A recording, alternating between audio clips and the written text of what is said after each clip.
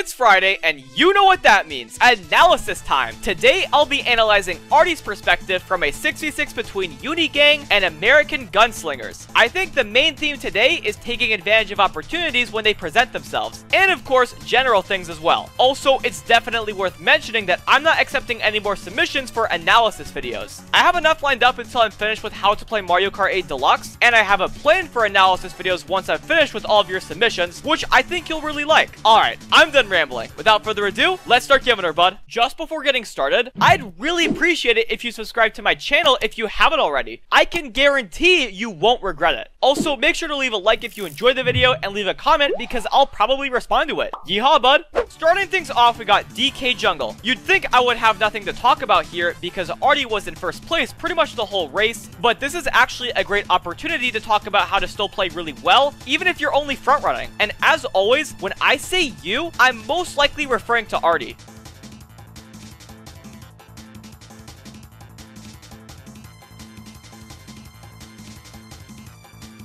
When you're front running, you obviously don't have as much to communicate as you would if you were in, say, the pack. However, you still need to give your teammates information when they need it. In this scenario, you acknowledge that your teammate was in second, but you didn't mention that you were taking the left doubles. In general, it's always good to mention if you're going for a double box, and especially which one you're taking if there are two. Besides, you didn't even need to take a double box because A, you already had an item that you didn't throw away, and B, you were too far away from your opponent to steal the double box from them. On that note though, calling out your doubles here in particular can be really good if you're in top 2 and your opponent in third place is right behind you guys, since you and your mate can take both doubles and third won't get a double box unless either of you lag through them. But that's besides the point here. In general, if you're around your teammates, tell them which box you're going for, especially if it's a double box.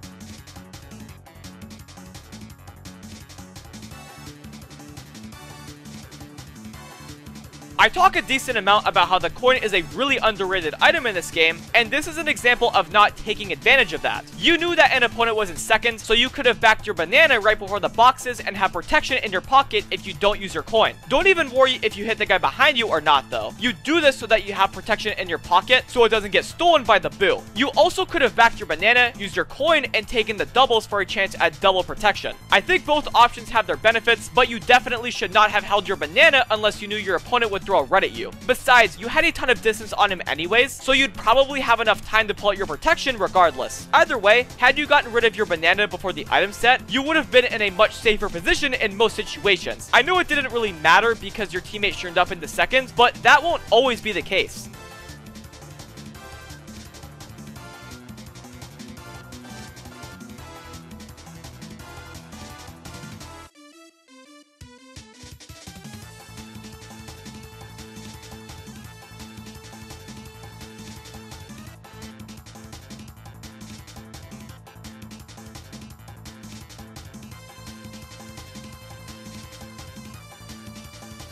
So taking a look at the results, the other team got 3rd, 4th, and 5th, and your team won the race by 8. But what if I told you that you missed out on an opportunity to win the race by way more than 8? Well, maybe not, but there is a chance. Anyway, you had a bomb in first, and your teammate was in second. Top 2 seemed pretty secure here. Anyways, here's what you could have done. First, ask your team what spots they're all in to ensure you can make this play. Then, tell your teammate to take the wide path, then you slow down a little bit on the tight path, then back your bomb on 3, 4, 5. The pack was a little spread out going into the end of the race, so I'm not sure how big of an impact your bomb would have, but the opportunity was there, and you wouldn't lose out on anything because you'd be backing a bomb. So yeah, next time, try to find ways to screw over the other team at the very end, of course, as long as it won't screw yourself. That can help your team out a lot in the long run. Next up is Grumble Volcano. Items are the main theme for this race, both using them as well as getting items to begin with. Arty could work on both of these, and I'll bring up the scenarios shortly. Given how close the pack was, I'm not sure if you'd be able to pull a star, but you should have at least tried either way. What I'm saying is that you should have gone for the double box. Considering you were in last, and you would lose even more time simply taking the top path, you would have a good chance of pulling a star, which is the best realistic item you could have pulled at this set. You were eventually able to catch up with the shrooms you pulled at this set, so imagine if you caught up in the same way, but with a star instead. It can help you out so much, especially if it's in your pocket, so it can't get stolen. So yeah, the point here is that taking double boxes is really important when you're in the back, especially if you can at least pull a star. I would not be bringing this up if you had a star in your pocket, but by shrooming right into the middle of the pack, you ruined your chances of pulling 2 great items at the next set, as well as reducing the odds of you getting 2 items to begin with. At the second set of Grumble Volcano, the item set is already tight enough on its own, but when you're in the pack as well, you have next to no chance of comfortably taking a double box. Again, if you had the star, you could have been in a much better spot here, but for your situation in the race and to give you the best chance at helping your team in front, you should have stayed in the back, in other words between 9th and 12th, and tried to secure a double box at the second set, ideally pulling a star.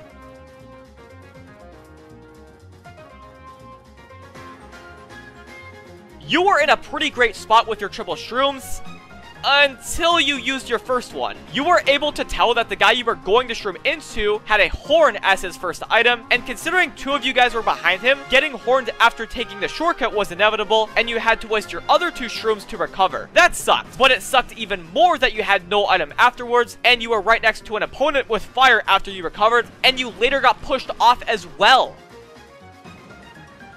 I don't have much else to bring up here, but even if you got hit by something, if you didn't initially shroom up, at least you would have shrooms for recovery and would likely be able to recover much more safely. I guess the best thing to take away from this is to pay close attention to what items your opponents have, as that really helps the decision-making process. Anyway, I don't have much else to say regarding the rest of the race since you played pretty well.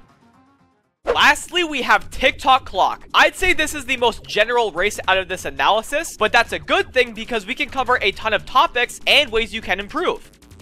So right away, I can tell that you have a lot that you can work on when it comes to your driving. I would suggest checking out how to drive faster, as well as Lightning Cup driving, since both of these videos would have helped you tremendously here. Even though you weren't first after taking the middle path, I'm really shocked that you didn't lose first. Anyway, here is how you want to drive the beginning of Tick Tock Clock. Especially since you use Scooty, you should aim for a super mini turbo on the first turn. That will set you up for success in the front much better than a standalone mini turbo. I also talk about delayed drifting and how to drive faster, which is a technique you should have applied here, and honestly in general. I know you submitted this well before I made the how to drive faster video, but either way, your unoptimal driving here proves how useful delayed drifting really is.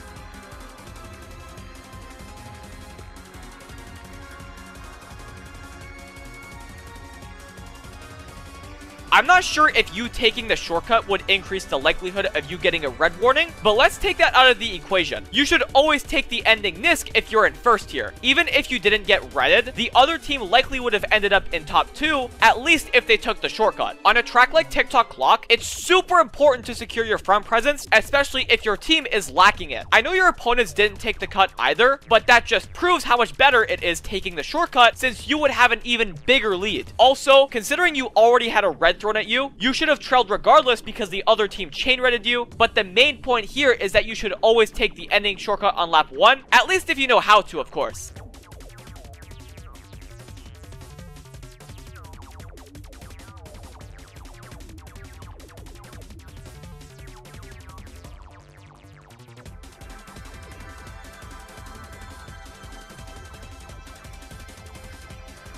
I'm not sure if you understand how important it is to appreciate your top spots and front presence, which is okay because learning is an amazing way to improve. But yeah, you screwing up at the second set and practically letting yourself get blued really messed you up, because even though you were in 4th after all of that, you were much closer to the pack than before. I know it can be tough to tell at first, but when dealing with the pendulum, you should trick off the ramp on the opposite side of which is moving. In this case, you should trick on the left of the ramp since the pendulum was moving to the right. When it comes to the blue, when you're on a straight, just don't stay in the middle when a blue is coming. I know it's not much to say here, but it's a short and sweet explanation. Position yourself either left or right, and you'll generally have no issues with a blue on a straight. But overall, how you got screwed over at the end was a result of you making these seemingly light mistakes prior to the final stretch of the race, and unfortunately, you fell with most of your team as well.